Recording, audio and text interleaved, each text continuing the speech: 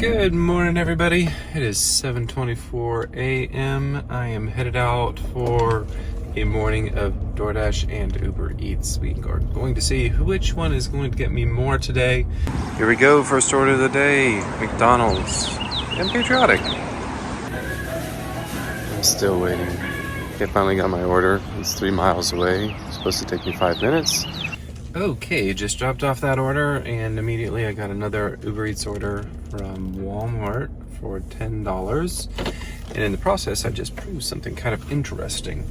This order from Walmart, originally I was sent earlier today because it's the same drop-off location, same Walmart, and originally, and I can't remember, I think it was around $7. And I declined it, and then in about 30 minutes, I just got it, and it is now giving me $10. So apparently, if they don't get any takers, they'll raise the amount they're willing to pay you to get that delivered. I just realized I hadn't started tracking my mileage right away, which is a no-no. You want to track your mileage so closely because this is helping you out on tax time, because you can take the amount of your mileage, multiply it by whatever the standard deduction is.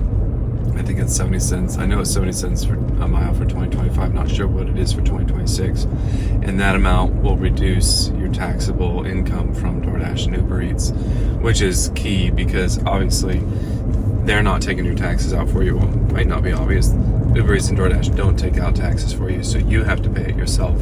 So as much as you can get your income down, you need to, and you need to track your mileage so carefully, because that is money in your pocket if you do that. I just learned something very clever today.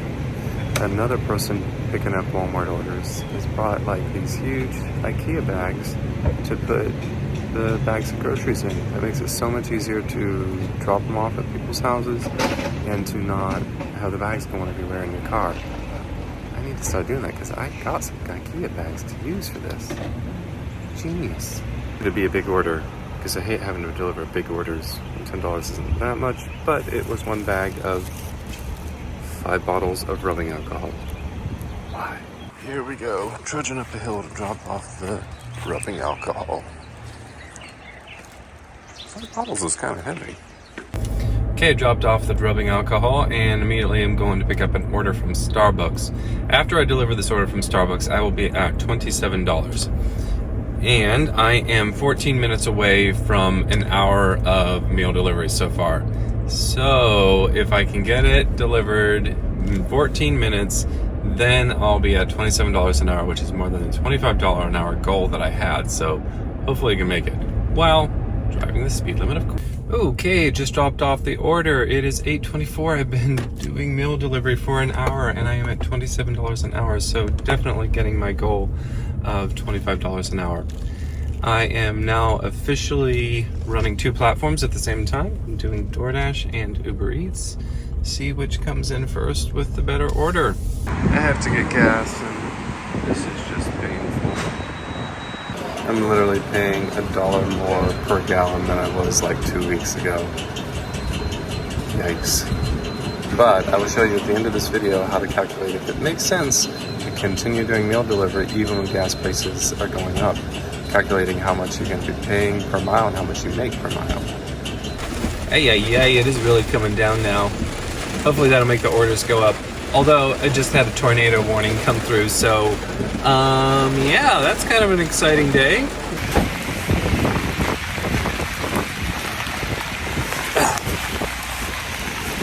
That was annoying.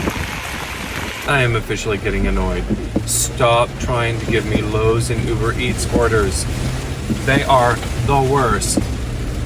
They are literally drive for 50, 60 miles for $10. Every single Home Depot, every single Lowe's order is terrible.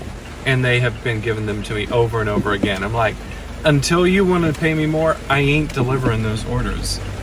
It's just stupid. Makes me so mad. Okay, I just picked up my next order. It was from Uber Eats. It's a package delivery. That's one of the more interesting things that you'll do for Uber Eats, is that people can have a package delivered from them to somebody else. So this one I was picking up from a private home and it's always interesting to kind of piece together what you're doing with these package deliveries. So pulled up, there was a van with the hood up in the front of the house, and a guy handed me a package, and it had like a safety vest and some other things that I'm delivering downtown. And in my mind, I'm thinking of the scenarios like, okay, somebody went to work, they forgot their work clothes, etc., and he was supposed to bring it to her, but he could not because his van was broken down, so he's having to have an Uber Eats take it to her downtown. So that's my scenario, and feels right. Okay, just picked up the order from Wendy's, delivering it a couple miles down the road. It's still raining, so hopefully we start picking up for the lunchtime hour here. Got a headache right now, and yeah, we're just gonna have to see how much longer I can do delivery in case my headache gets too bad. I might have to go home, but hopefully not. Wanna earn some more money today. Picking up an order from DashMart. If you never heard of that, it's a place kind of like a convenience store that you can order from. Honestly, the place looks kind of sketchy.